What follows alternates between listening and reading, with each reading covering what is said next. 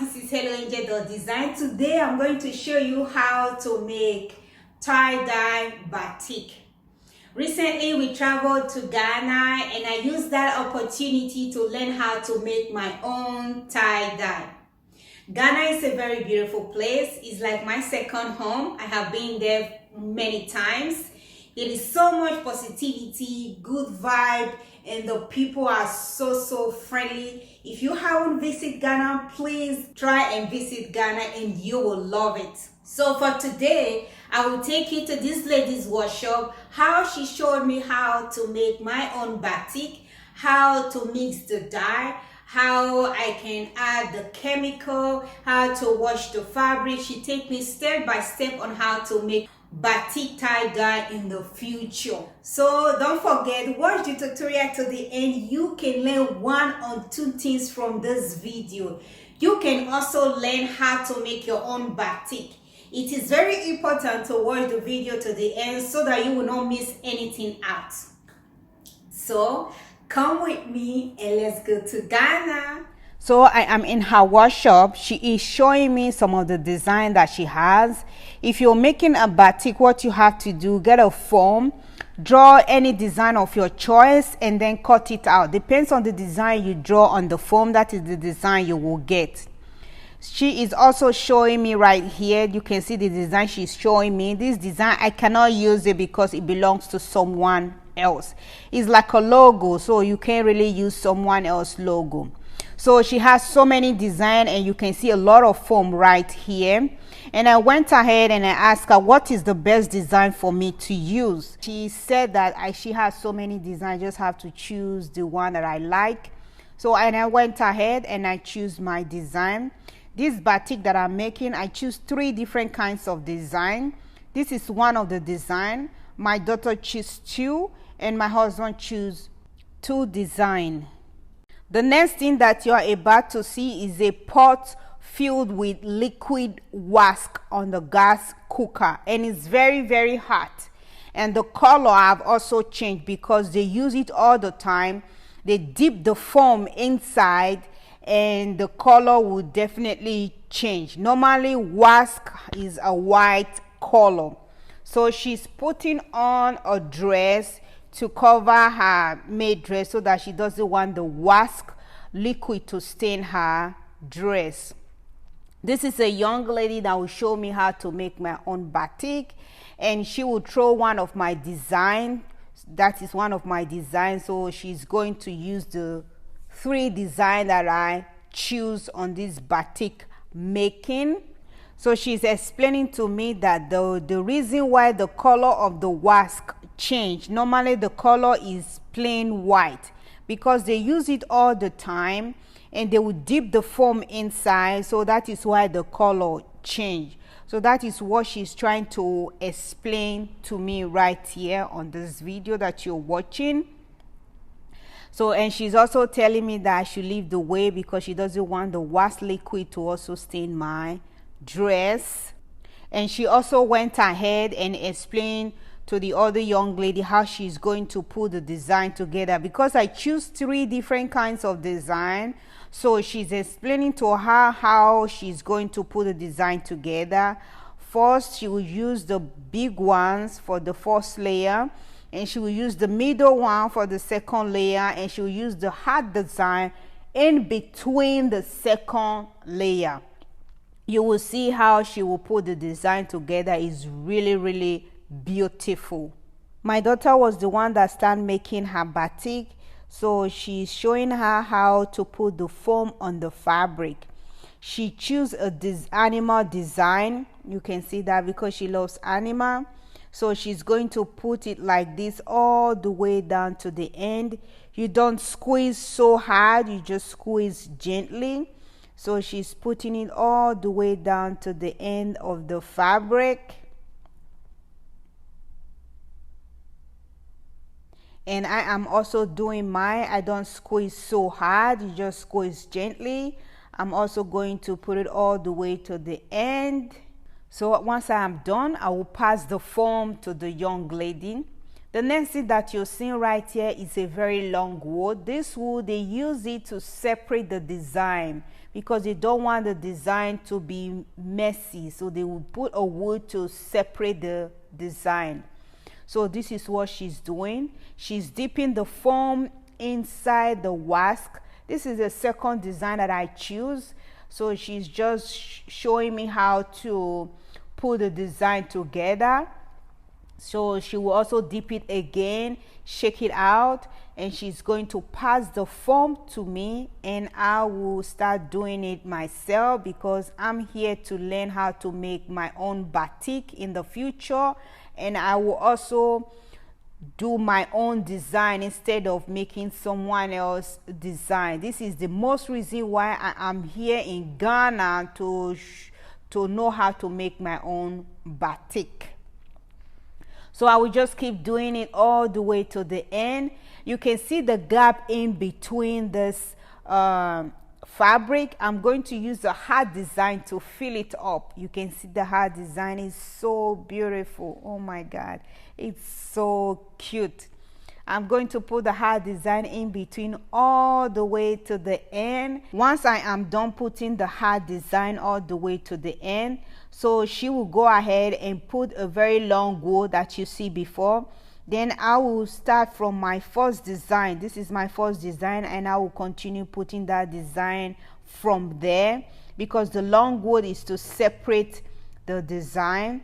This is how it will look. I will just continue doing it like that all the way to the end. Don't squeeze the foam too hard, just gently. And my daughter already finished making her batik. You can see it's really beautiful. She's so happy about it. And then she will go ahead and explain to my daughter that once you're done making your batik, the foam, you can see the design, do not put the foam upside down, because once you do that, because the wax, it will become so hard that it will rip off the design. So make sure the design part is facing up. So this is my last design that I'm doing right now, just like before, and then I will fill it up with the heart design. I am almost done making my own batik. I am so proud of myself, and I am so happy about the batik making. The next thing that you are about to see is 1 meter of fabric, that is 1 yard. She sprinkled water on the fabric, and she's showing me how to squeeze the fabric together because we are going to put a dye on this fabric. So you can also see that first thing what she did was put a plastic bag on the floor because we don't want the dye to mess up the whole floor. So I'm trying to squeeze the fabric together, and she will go ahead and put more water on the fabric, because why she's putting more water, so that when we put the dye on the fabric, it absorbs the dye. So she will put more water, and then I will do that all the way down, and my husband will do the same. My daughter will also do the same. The next thing that you're about to see, she's mixing a dye to pour on the fabric. So she's going to mix 3 different kinds of color because I choose a different color. Right now she's mixing a purple color. So when you're mixing a dye to pour it on your fabric, or any dye that of your choice, any color of your choice, make sure you use warm water and pour the color on the plastic bucket, and then she will add caustic soda and hydrosulfide, so that when she's done mixing the color, when you pour it on your fabric, it stays. It will not run out when you're washing your fabric. So that is what she's mixing. So she has to mix those 2 chemicals to the color. So she will mix 3 different kinds of color because my color is different and my husband's color is different.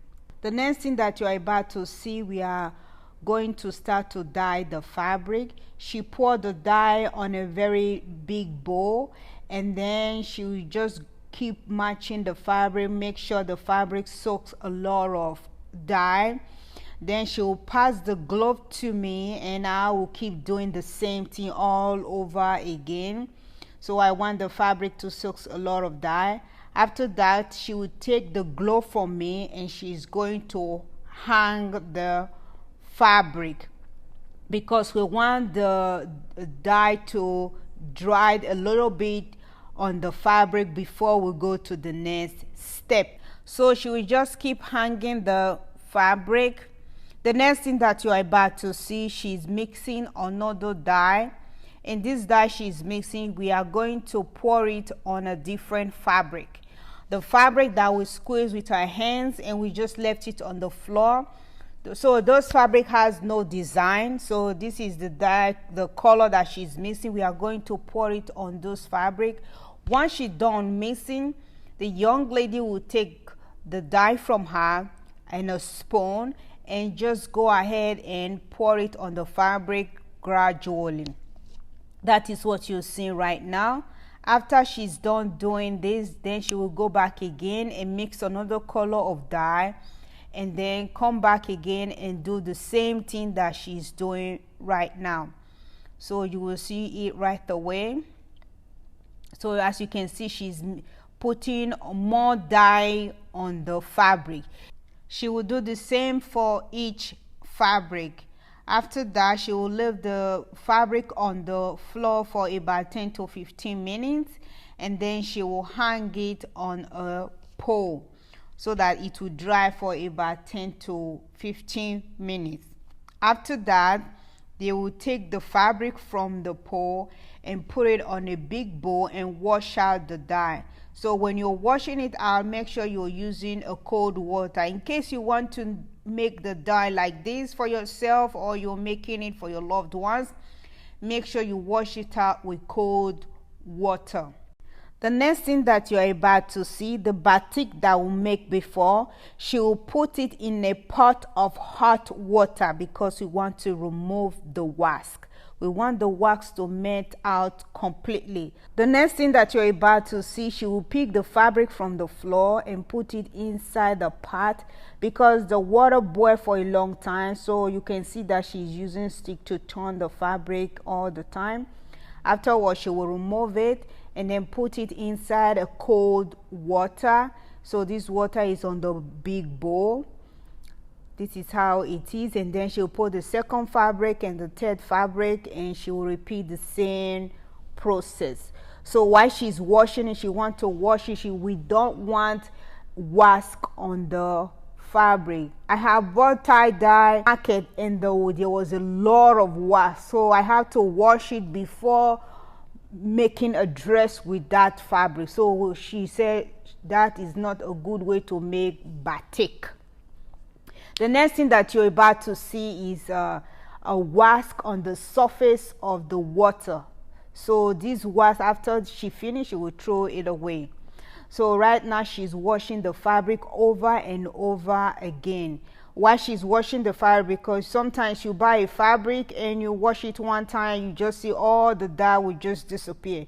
So this is why she wants to wash the fabric, and then you will see how beautiful those batik really looks. So she will continue washing the other fabric that will put a dye on the floor. So this, we didn't put this one on the pot of hot water, we just washed this one with cold water. So this is the final look. She's the lady behind all these beautiful batik, and God bless.